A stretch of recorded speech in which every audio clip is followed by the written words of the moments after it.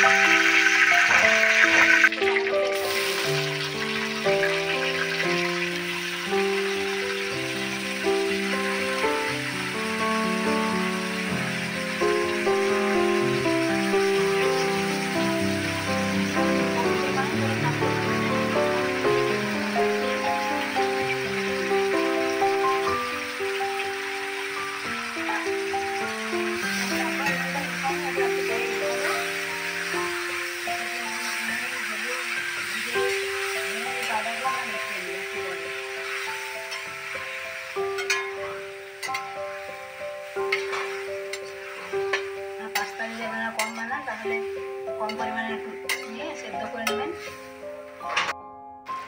এখানে আমরা পরিমাণ মতো লবণ দিয়ে নেব, তাহলে টমেটোটা গলে যাবে।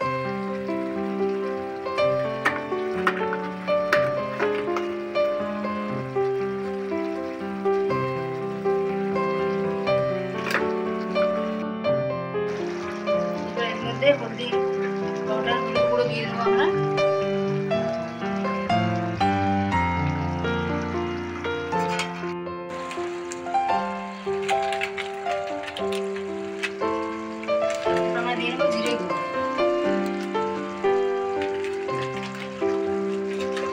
আপনারা যদি কম করেন তাহলে 1 চামচ দিবেন জিরে গুঁড়ো, 1 চামচ হলুদ গুঁড়ো। এখানে একটু বেশি হলে আমরা একটু বেশি দিলাম।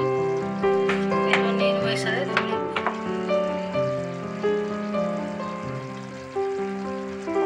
ভেজে গুঁড়ো করে তারপর আপনারা মেশাবেন ভালোভাবে। ভালোভাবে মিশিয়ে নেবো আমরা এটা।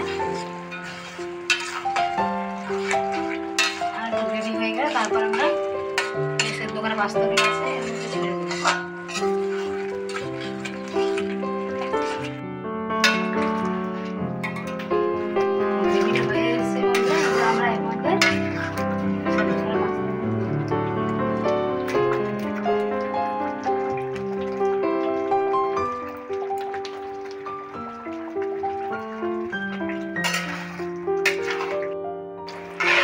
অল্প অল্প করে দিয়ে মিলিয়ে নেবো, সবগুলো মিশিয়ে নেবো।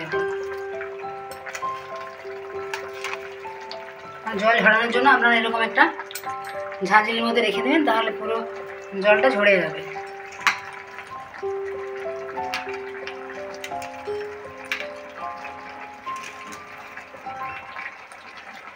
এটা আমরা ভালো করে পুরো মিলিয়ে নেব।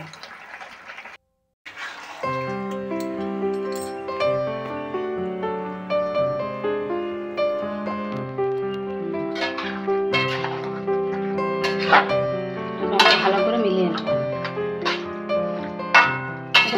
2-3 মিনিট রাখার পর বা খুব জোর 5 মিনিট রাখার পর তারপর আপনারা গ্যাস বন্ধ করে দেবেন। এর সাথে একটু গরম মশলা দিয়ে নেব। এবার এর মধ্যে গরম মশলা অ্যাড করে দেবো।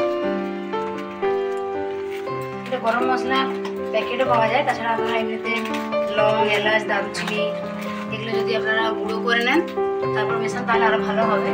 কড়াই গরম করে নেবেন, তারপর সেগুলো গুঁড়ো করে নেবেন।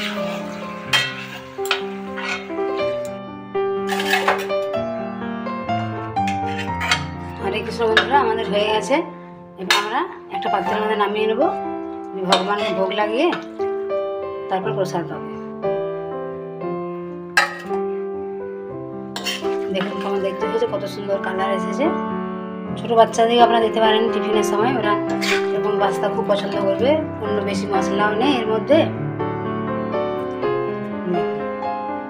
সুন্দর টমেটোর জন্য কত সুন্দর কালার এসেছে।